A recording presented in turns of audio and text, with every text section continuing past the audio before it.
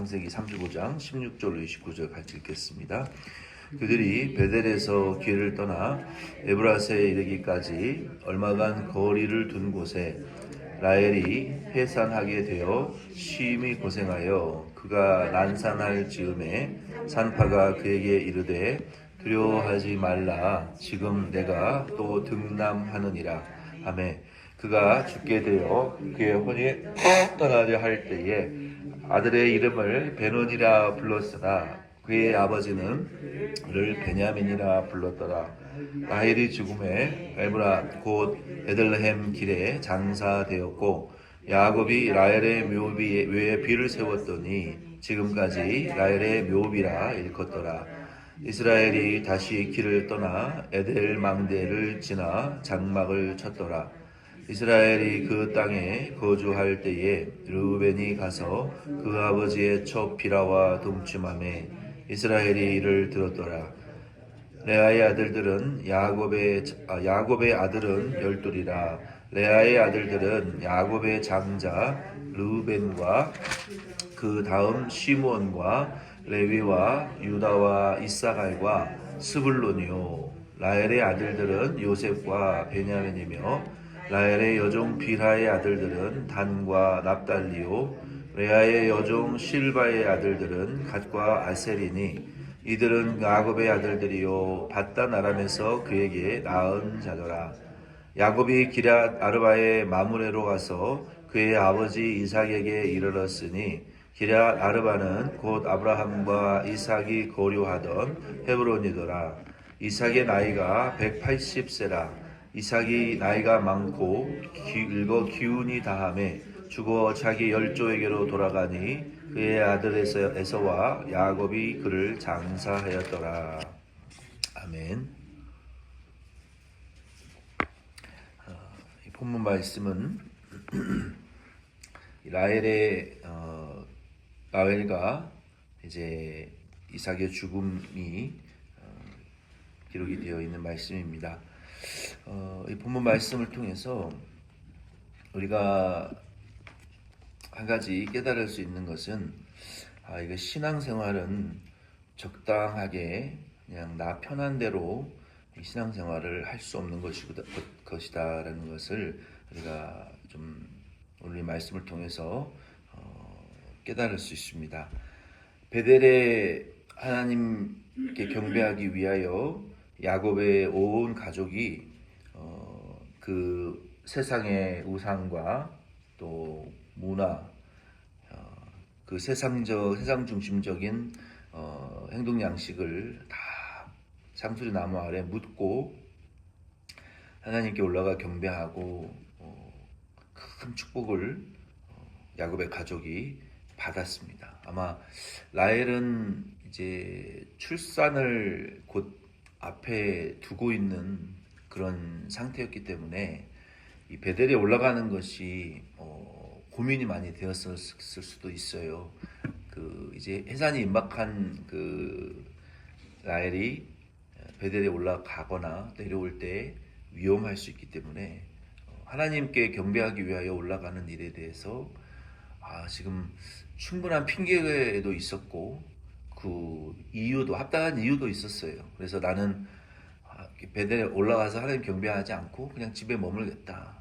그냥 당신과 가족들만 갔다 오라라고 혼자 머물 수도 있는 핑계도 구실도 합당한 변명과 이유가 이 라헬에게는 충분히 있었어요. 근데 아마 성령 하나님께서 라헬의 마음에 감동을 주셨던 것 같고 특히 이제 곧 출산할 이 자녀를 하나님에게 경배하고 같이 하나님의 약속을 받는 자리에 함께 하기를 원했던 그 라헬의 강한 믿음이 있었던 것 같아요. 그래서 베델에 함께 이제 올라가서 하나님을 경배했고 하나님의 큰 축복을 받을 때 라헬의 마음이 아주 기쁘고 성령으로 충만했을 것 같아요. 그러한 기쁨과 영적으로 굉장히 이제 고양되어진, 영적으로 매우 이제 업되어지고 아주 영적으로 매우 충만한 그런 상태로 집에 돌아왔으면 우리가 보통 기대하는 것은 우리의 생활과 범사가 형통하고 하는 일이 복을 받고 사람들과의 관계가 우리의 환경들이 점점 밝아지고 좋아져야 되는데 야곱이 이런 큰 축복을 영적으로 굉장히 고양된 상태, 충만한 상태로 돌아왔는데 아주 비극적인 일이 두 가지가 거의 동시다발적으로 연속적으로 이제 일어나게 됩니다. 그 하나는 이제 라헬이 죽는 것이고, 그리고 첫째 아들이 라헬의 여종과 동침하는 끔찍한 사건이 이제 일어나게 됩니다. 야곱이 그토록 사랑하던 라헬을 통해서 베냐민 이후에 하나님이 아들을 주시지 않았는데 드디어 라헬이 죽으면서 태어난 아들이 이제 둘째 아들이 태어나게 됩니다. 그로 인하여 라헬은 이제 죽고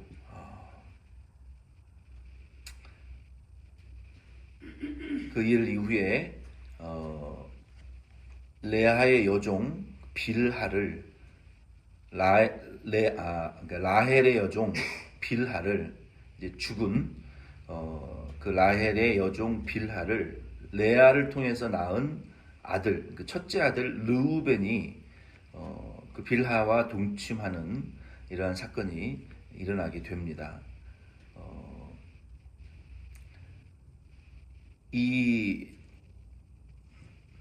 이러한 일은 근친상간의 죄는 레위기 20장 22절 말씀에 보면은 사형에 해당하는 죄라고 기록이 되어 있습니다. 이 일로 인해서 야곱이 레아를 통해서 낳은 아들들과 사이가 되게 좀 소원해지고, 그리고 야곱은 이 일을 한동안 전혀 언급하지 않습니다. 그리고 49장 3절로 4절 말씀에, 그리고 이후에 창세기 49장 33절로 4절 이제 말씀에 보면은 야곱이 이 일을 나중에 언급하는 것을 우리가 볼 수 있습니다.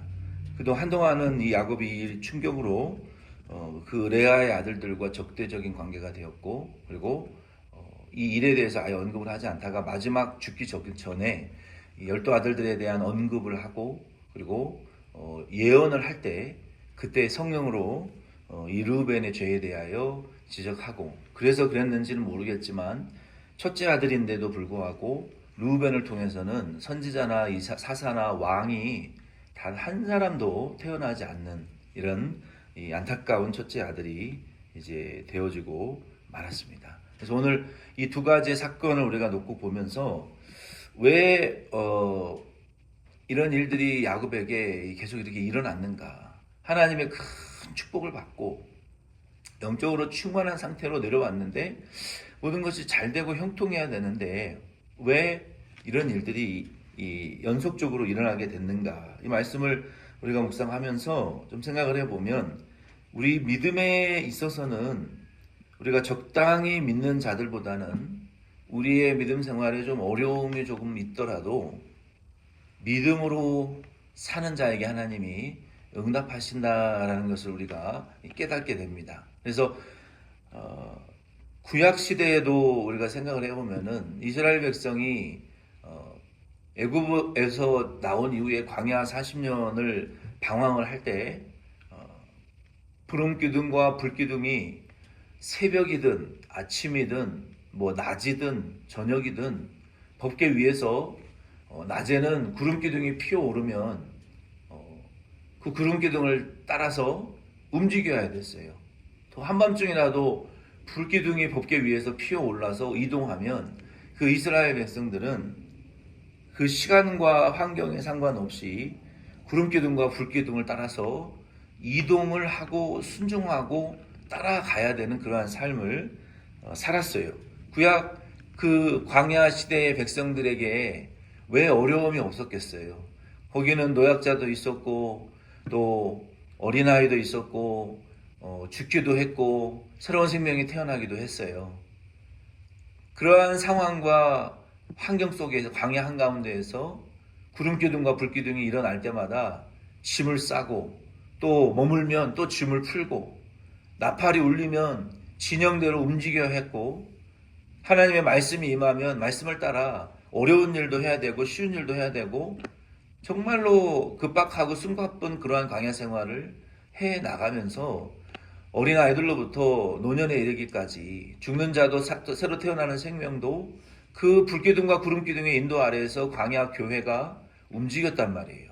하나님 뜻을 순종했단 말이에요. 그런 것처럼 저와 여러분도 우리가 이 이민사회 속에서 이민자로 신앙생활을 해 나갈 때에 왜 어려움이 없겠어요? 어려움도 있고 하나님 앞에 그 라헬과 같이 굳이 이렇게 이렇게까지 기도하고 이렇게까지 신앙생활 해야 되나? 나에게는 충분한 핑계와 합당한 이유도 있을 수 있어요. 기도하지 않아야 될 환경과 어려움 충분한 이유들과 변명거리가 있을 수 있어요. 그냥 그 자리에 머물러 있고 싶고 변화하고 싶지 않은 핑계거리도 많이 있을 수 있어요. 라헬처럼. 그럼에도 불구하고 라헬은 그 하나님의 경배하는 자리에 나아갔고 그 무거운 몸을 위험한 상황을 감내하면서도 하나님의 약속을 받는 자리에 나아가서 믿음으로 함께하기를 소원했던 것처럼 우리도 어려움이 있고 여러 가지 복잡하고 사명 감당하지 못하고 예배드리지 못하고 기도하지 못하고 교회에 나오지 못할 이유와 변명거리들이 많이 있지만 우리는 그 번거로움을 감내하면서라도 기도해야 되고 사명 감당해야 되는 그리스도인인 것을 여러분 마음에 새기시기를 바랍니다. 특히 이 말씀 묵상하면서 제 마음에 계속 생각나는 한 여자가 있어요. 그 여자는 누구냐면 마태복음 15장 21절로 28절 말씀에 보니까 정말 인생이 당장이라도 함께 딸과 자살하고 싶은 믿음이 없는 소리이긴 하지만 믿음이 없는 사람의 입장에서 눈을 뜨고 내일 아침에 오기가 싫은 정말 아무것도 하고 싶지 않은 그런 이 삶의 고통을 정말 딸의 짐을 지고 사는 그 가난한 여인에 대한 말씀이 마음에 좀 많이 생각이 났어요. 그 가난한 여자는 딸이 하나 있었는데 혼자 키우는 상황이었던 것 같아요. 근데 그 여자의 딸이 아주 흉악한 귀신에 들린 상황이었어요. 며칠 전에 새롭게 하소서의 어떤 그 박슬기 집사님이라는 분이 자기가 이민 콜로라도 그 백인 남편과 결혼해서 아리조나에 살 때 그리고 한국에 돌아왔는데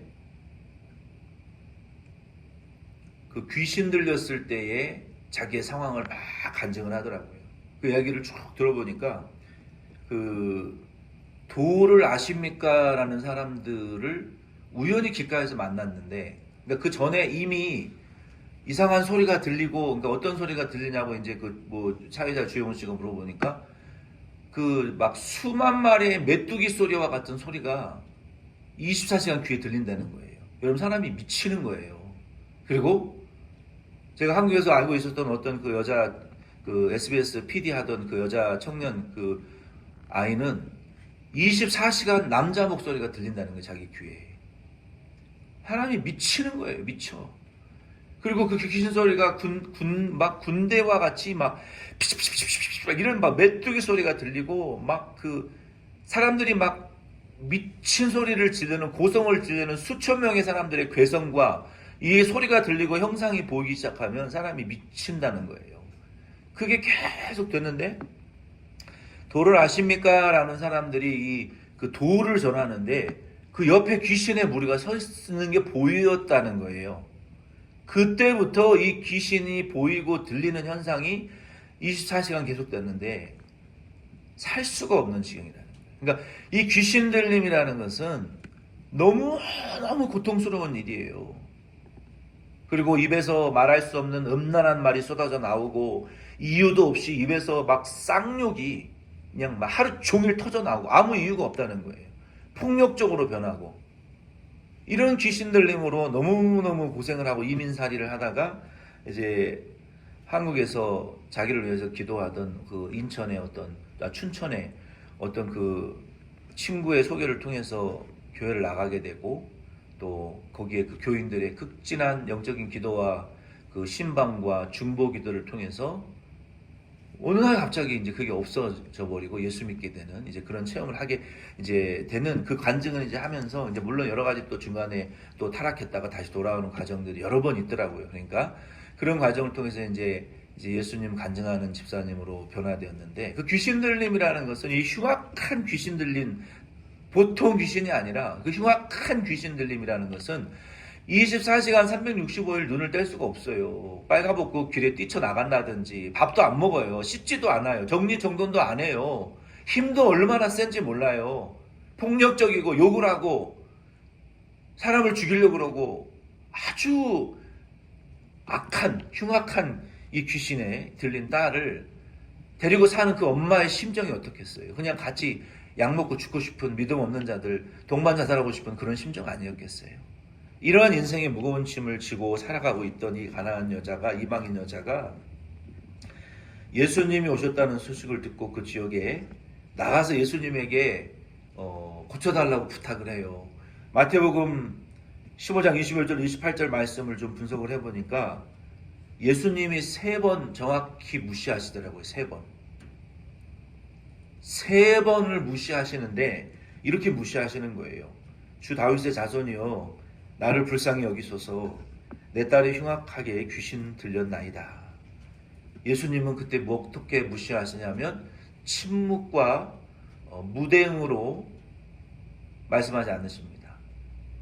우리도 하나님 앞에 무엇인가를 기도할 때 하나님이 저와 여러분을 향한 태도가 이렇습니다.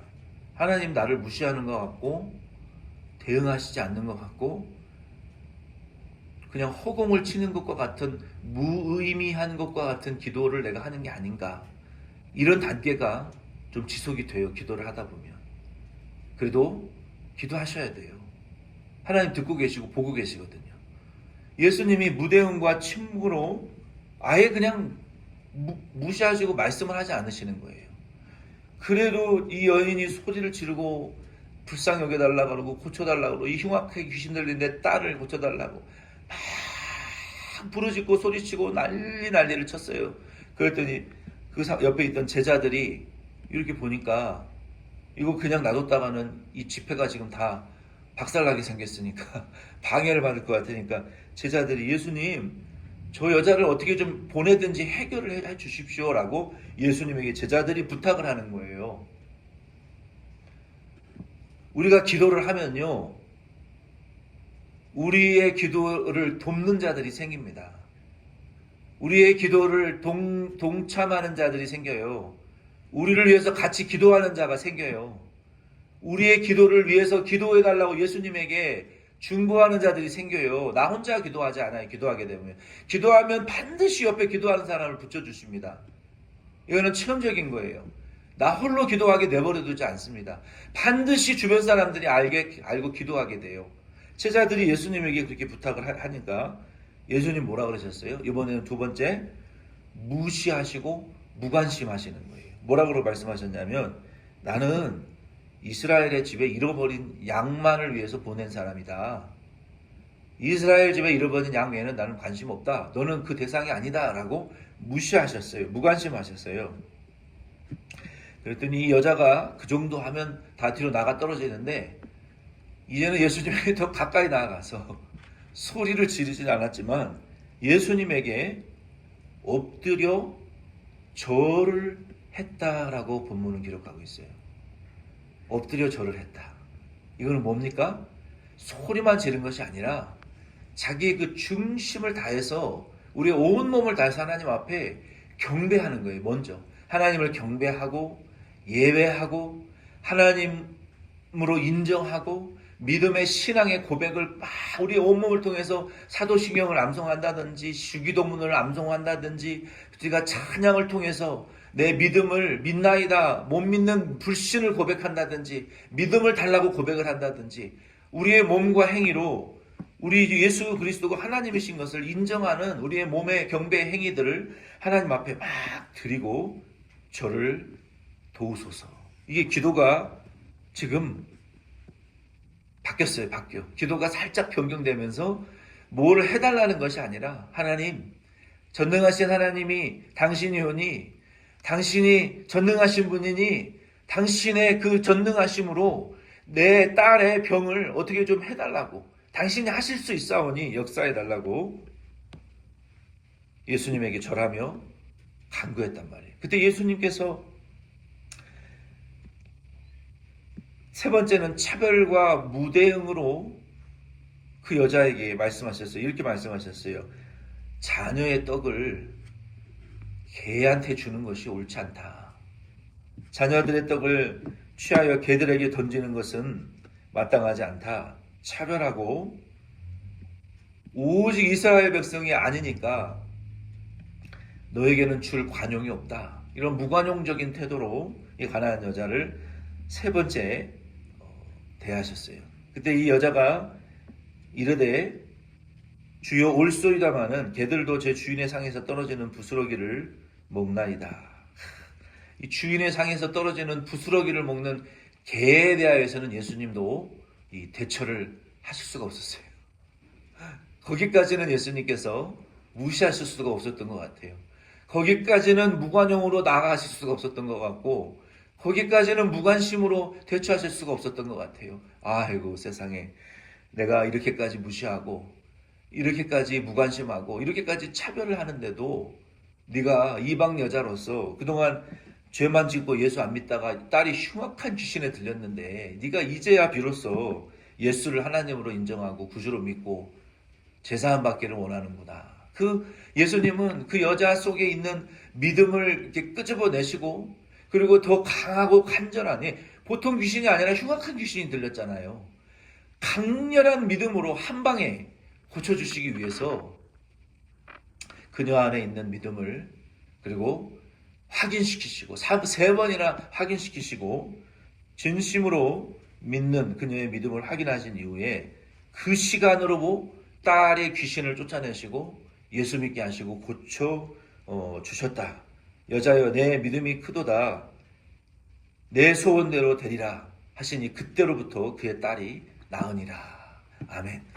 오늘의 말씀을 통해서 많은 분들이 이 가나안 여자에 대한 말씀은 우리가 간절히 기도해야 되는 것 외에는 다른 어떤 설교의 예화로 쓰여질 수 없는 내용이라고 말해요. 그러니까 이 말씀을 하신 이유는 우리의 삶의 짐이 너무 무겁고 기도하지 못하고 예배하지 못하고 교회 못 나가고 봉사하고 헌신하지 못할, 기도하지 못할 충분한 인생의 무게와 핑계거리가 있음에도 불구하고 이 흉악한 귀신 들린 딸의 문제와 같이 고통당하는 문제로 인해서 주님 앞에 못 나와야 될 이유는 없다는 거예요.